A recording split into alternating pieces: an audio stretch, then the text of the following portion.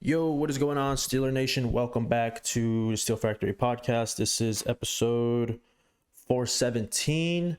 My name is Rian. I'm joined by my co-host Junior today. What's up? What's up? All right, Jets recap. We were at the game. Junior made the trip out here. Great weekend overall. First impressions. Let's start with that. We look way fucking better. This is exactly why we made the switch. It worked out exactly how we said it would. I kind of held back on our preview podcast last week about how much I think Russ is gonna do for our offense.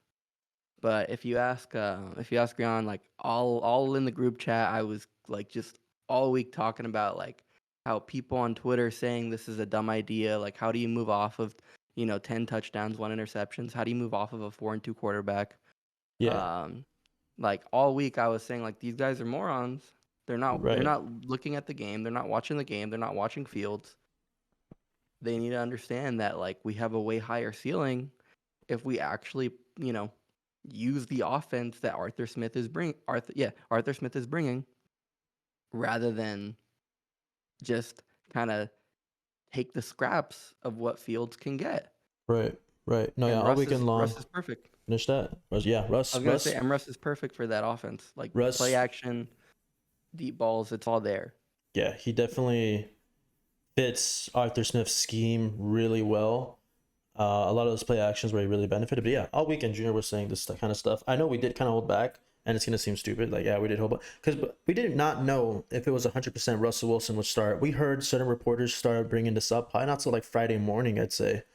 When we recorded like Thursday morning about Russ. And that was really when he only had like a full day of practice in.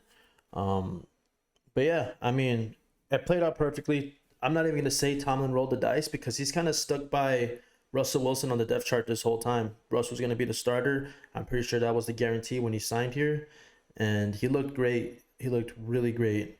Play action, stuff like that. George Pickens was alive. The run game opened up. Teams couldn't stack the box on us anymore because there's a threat in the passing game. No, yeah, exactly. I remember, I think I saw like teams were stacking the box against us like 70% of the time with Fields, and then with Russ it was closer to 30.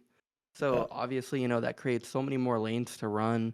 And then I was watching a few clips on Twitter, and you just saw like, look, they were huge lanes, and Warren and Najee were taking advantage of them. And like our run game really came alive. You saw Najee like get a rushing touchdown and stuff. Obviously, it was at the very end of the game when the Yeah. Jets were kind of giving up at that point, but He still went over 100 nonetheless, yards. exactly. Yeah. Warren, dude, one thing I didn't realize how much we missed with Warren was how great he is in pass protection. Mm-hmm. He puts so much effort in. Like he's making these great blocks. And then another thing is how terrible Broderick Jones is in pass protection. He's a turnstile there. It's Yeah. terrible. I don't know if he's a bust or if he's just terrible at right tackle, or if his like elbow is still hurt and he like can't get any like force or leverage out of it. Yeah. But he is still a problem, and obviously we don't really have any other options considering It's a patchwork Yeah. offensive line at this point. Yeah. And there was still Ruff still had a lot of really good pockets to work with, and honestly the only time he didn't, it was because of Broderick. Um so I still think our pass game is going to get better, especially Russ. He came out looking a little rusty. Mm-hmm. He definitely short-armed a few throws here and there. But by the end of the game, he was really accurate. He was playing like in the flow of the game. He was making some really nice, nice passes downfield or even a little bit on the run. And honestly, this is just exactly what I thought the team would look like, even if the second half is exactly what I thought we could do. Yeah. Yeah. And yeah, the connection of Pickens was there. I mean, Russ did a really good job kind of airing it out and making it kind of like a jump ball at the same time. You know what I mean? In a way that, Pickens is always good at those. I know that one where he kind of, I don't know if the defender tipped it, then he caught it, and then it got knocked out, but he still caught it all. Like he caught the ball like twice on, while pretty much on the run still. That's just insane plays. George Pickens posting the highlight reel of yesterday's game to like some unreleased Mac Miller song honestly makes my heart explode. It's amazing. I'm excited to see where this goes. And then it really opened up everyone else. Kelvin Austin had a couple catches. Van Jefferson finally got in the end zone. Receivers that haven't scored a touchdown at all um, finally got in the end zone. And that was great to see. Russ pretty much really commanded the offense like he assumed we would. Like we assumed he would. But yeah, man, Like, nothing. yeah. Can't say enough good things about it. 37 points. Yeah. Just lots of, and there's like lots of little things, dude, that Russ does better. Like little tiny things, like in the play action game, he looks a lot more convincing when he goes to hand it off. Yeah. Right? Like Fields looks a little lazy. He does it really quick. He does like a quick little turnaround, and I think it's part of it because a lot of quarterbacks don't like turning their back to the defense because that makes it harder to read the defense, obviously, right?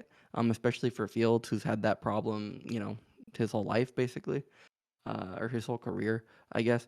But like Russ, he does like that handoff and he makes it look really convincing, and he really like commits to making it look like a handoff. Yeah. And that that sort of stuff makes the defense hesitate even more, and it holds them in their space, and that's what makes guys way more open. Like that Calvin Austin catch that went for like I want to say like 30 yards Yeah. or something. He was wide open. We haven't seen that kind of stuff in a long time. Like he was wide open. So the offense is definitely like it's definitely opening up. There's a lot more breathing room for these guys, these receivers, and the play action is doing what it's supposed to do, which is fantastic. Yep. And then on the other side of the ball, defense, a shutout in the second half. Those guys are amazing. Beanie Bishop, 2 picks. What a guy. I mean, we kind of were on his ass last week. I felt like they were just kind of picking on him. Was it last week or was it against the Cowboys? I'm not sure. I think it was against the Cowboys, I think. Because they had, who was it? Tolbert? Yeah, kind of just running all over him, or CD also too was kind of cooking. But yeah, good bounce back game for him. Joey Porter also looked really good. He was kind of getting worked a couple times the last couple weeks as well. But yeah, good to see the secondary come alive, especially losing Dante Jackson midway through the game. I think he's fine. Tomlin announced he should be good to go next week. But it was good to see guys like James Pierre just come back in, Beanie Bishop, and then the secondary really didn't miss a beat. Especially against a guy like Aaron Rodgers, who got Devontae Adams back, and you wouldn't have noticed him on the field at all. Oh no, he didn't. He really didn't do anything. Obviously, still getting integrated into the team, into that offense. But there were big expectations, put on him. Another kind of aspect of the game, we didn't like. Watt really didn't do much. And I've seen people talk about like Terrell Austin, being more of a secondary coach, and that's why he's not really doing any crazy blitzes. Yeah. To like generate pressure, but I mean, it's tough. It's tough to like be critical. Like, are we playing to like win the game and like create shutouts, which we are, or are we playing to get sacks? So at the end of the day, Yeah. it's like we our front four isn't getting like all these crazy counting stats, like sacks and stuff, but they're generating a ton of pressure just on their own. We don't have to blitz. Our secondary is looking really strong to the point to where, th- for whatever you want to say, Aaron Rodgers is still a potent quarterback. Garrett Wilson, Devontae Adams are still, really good wide receivers. Pretty solid in the backfield. He didn't really do much too. He had probably a good, made a couple guys miss, but he's gonna do that. He's a really good running back. But overall, he wasn't really taking over the game. They had a chance to do that, because they jumped out to a lead pretty early, and they still really didn't run the ball on us at all. No. So it's like there's nothing to really criticize there. It's like, okay, you're not playing how you want to be playing, but at the end of the day, like we're winning games, we're creating shutouts. Like we've had 2 shutouts in the last 2 weeks in the second half. Like that's crazy. Yeah. So I think that we're really shaping up. I want to say I'm looking forward to the rest of the season. I think I'm not convinced Russ is going to be like the most efficient quarterback in the league again.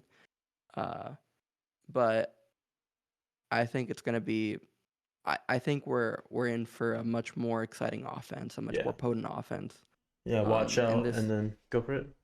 I was going to say, and like Russ at the helm is everything we thought or like we wished he could be. You know, he made the offensive passing game so much better than with Fields that we didn't even miss Fields' running production, and it got replaced completely by Warren and Najee because the rushing lanes became wide open. And that was my main thing too. Like Russ has to make us not miss Fields' rushing ability by being able to open up the pass game. And yeah, he had like what 270 yards or whatever passing, 2 touchdowns. And yeah, man, look out because if our offense can produce like this and our defense stays healthy, I'm not gonna predict what's gonna happen, but dude, that's what you got to do to make some noise in the playoffs, really. Yeah, this is like our ceiling is the roof now. It's crazy. Yeah, and then we'll talk about where we stand, and I guess in the playoff picture probably later on this week, in our next episode when we preview the Giants. But right now, you gotta like where we're at. The Ravens they're chugging along. But yeah, we'll get into that in the next episode. Right now, any other closing thoughts on this game on week 7? They should shut all the Tomlinators up, dude. Everyone was on his sack about how he could be making such a dumb decision, but like I know I've been the only Tomlin truther on this podcast for a long time now, and I've been a Tomlin truther harder this week, and it's all paying off. Oh, I yeah. believed in him. I believed in this decision, and he fucking tuned out the noise, and he just let it all play out on Sunday. Yeah, the national media that has always kind of backed up Tomlin as a really good coach. The argument of him not having a losing season, which is remarkable, no denying that.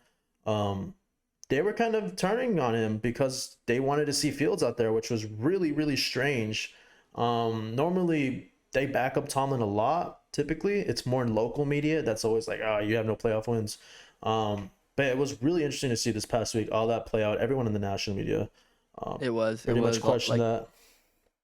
Yeah, that I thought that was like crazy. All the Orlovskis, even like all the Pittsburgh radio guys and stuff. Yeah, Bill Pony was hard on. He was pretty keen on Fields staying in there.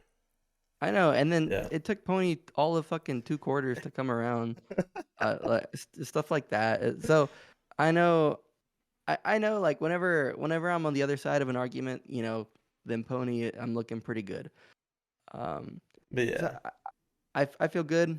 This is a big win. This is a huge win, honestly, and it's like a climactic win. It's really a win that could really turn the point in our season. Not that it was a shit show. We kind of have at the end of the day, dude. We're like what a 4th down stop against the Cowboys and that bad snap against the Colts from being undefeated.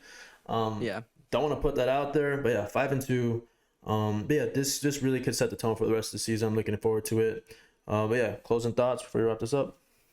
If you told me we were 5-2 2 months ago, like I'd be ecstatic and I'm feeling really great. You gotta like the position we're in. But yeah, thank you guys so much for tuning in. Make sure to leave a like, comment, and subscribe. Leave a rating on Apple Podcasts or Spotify. And yeah, peace out. Here we go, Steelers.